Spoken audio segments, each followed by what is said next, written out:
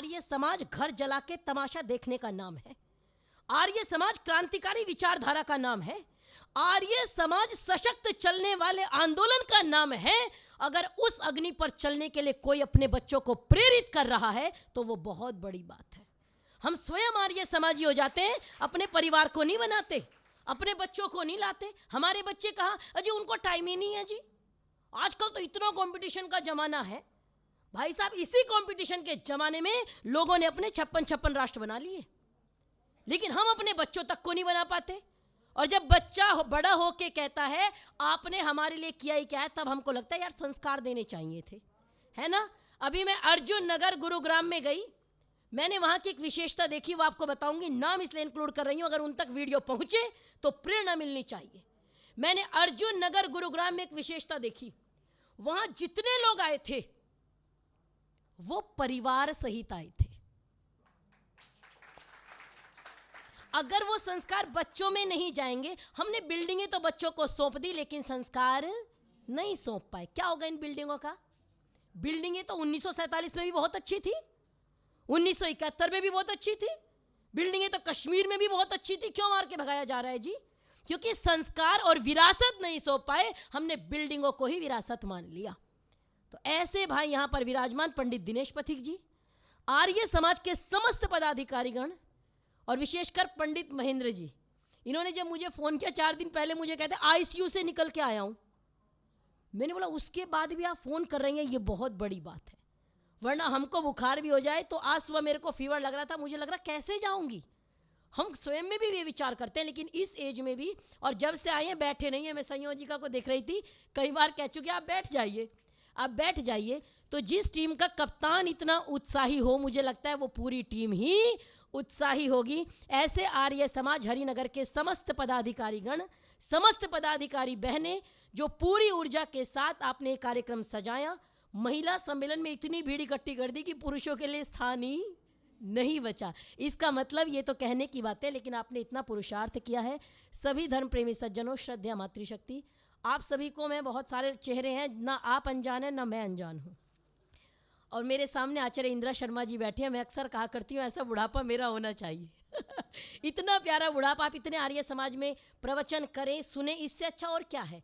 कई बार व्यक्ति पड़ा रहता है बिस्तर पे, अजी काट रहे हैं जी समय, भाई काट क्यों रहे हो? परमात्मा ने जीवन दिया, इसको जीना चाहिए। तो आइए, मेरा विषय है जाति पाति और आर्य समाज। इसकी चर्चा मैं प्रारंभ करूं तो मैं याद करना चाहूंगी वो समय जो 19वीं सदी का था, जिसकी अभी चर्चा बहन कर रही थी, सुधा जी संयोजिका। आपका बहुत अच्छा प्रयास है, प्रथम प्रयास लग नहीं रहा है। मैंने लोगों को देखा है 10वें प्रयास में भी प्रथम प्रयास जैसा लगता है, लेकिन आपने बहुत अच्छा किया। हम जोरदार तालियों से एक बार उत्साहवर्धन करेंगे। जो भी आगे आए इस समाज में, हमारा दायित्व है उसको आगे बढ़ाना। 19वीं सदी का वो समय जब हमारे देश में अज्ञान था, अंधकार था, एक ऐसा समय जब गौ माता की पुकार सुनने वाला कोई नहीं था, एक ऐसा समय जब रोती बिलखती नारी जाति आर्तनाद कर रही थी, त्राही माम कर रही थी, उसकी पुकार सुनने वाला कोई नहीं था।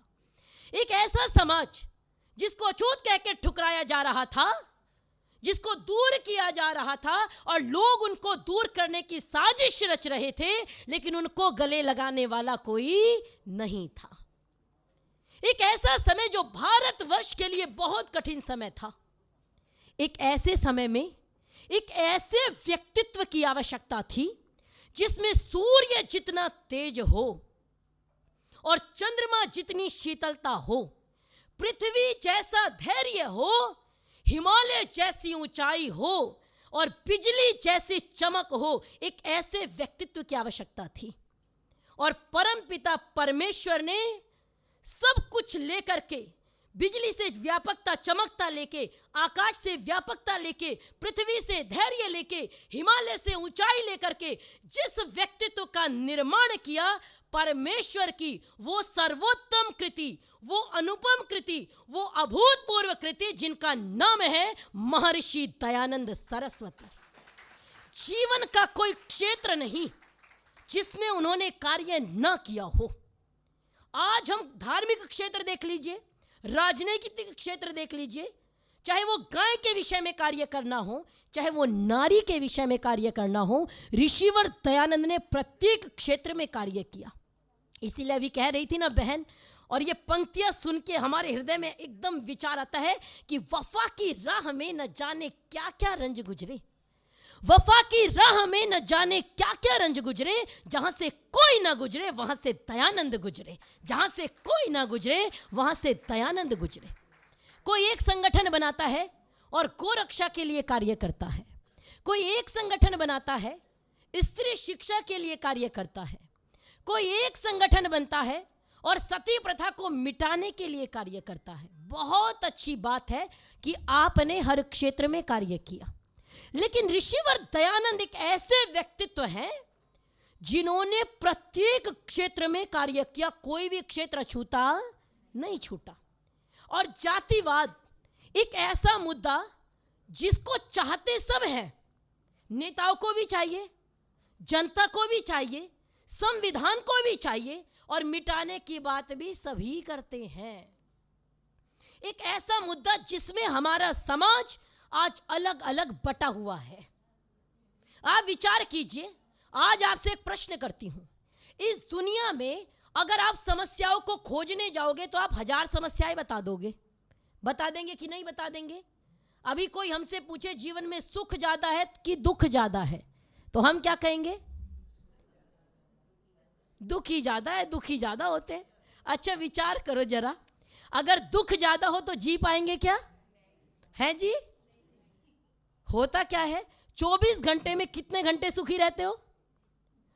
ज्यादा घंटे सुखी रहते हैं, दुखी रहते हैं थोड़ी देर। लेकिन जरा से दुख को हम हिमालय जितना दुख बना लेते हैं, और जब दुख आता है ईश्वर तभी याद आते हैं, जब सुख आता है ईश्वर याद नहीं आते।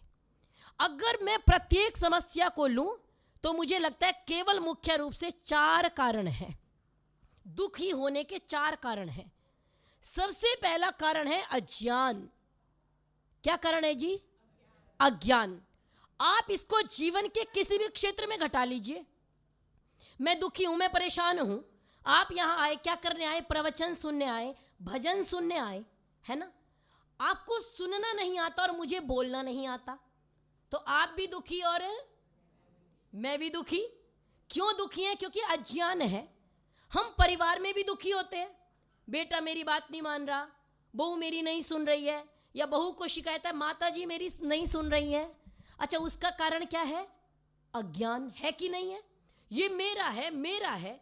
अब बहू आ गई है, थोड़ा सा उनको भी सौंपना पड़ेगा, लेकिन हमको क्या लगता है 20 साल 30 साल इस घर में हो गए, अब एकदम से आते कैसे राज दे दे, जबकि पता आपको भी है सत्यता क्या है ना? लेकिन दुखी क्यों है? अज्ञान के कारण।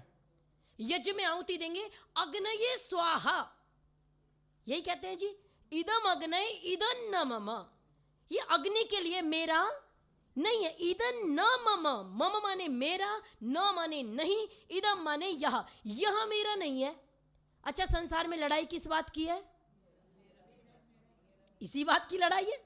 रोज आहुति देते हैं और दिन में कई बार ये बात बोलते हैं, इदन नम भगवान कुछ साथ नहीं जाना, बस यही कहते हैं पूरा दिन। अच्छा, ये बात मन में भी सोचते हैं क्या? केवल वाणी से तो बोलते हैं लेकिन मन में विचार नहीं करते। इदन नमम का भाव अगर जीवन में आ जाएगा तो दुख रहेगा क्या? दुख रहेगा क्या? परेशानी रहेगी क्या? नहीं रहेगी। तो पहला दुखी होने का कारण है अज्ञान।